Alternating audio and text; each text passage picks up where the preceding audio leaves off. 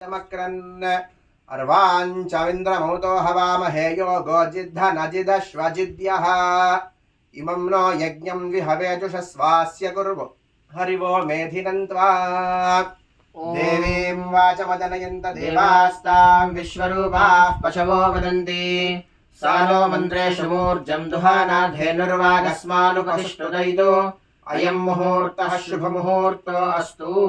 एतत् शुभमुहूर्तकाले सूर्यादीनां नवानां ग्रहाणाम् अत्यन्त आनुकूल्यता फलसिद्धिरस्तु।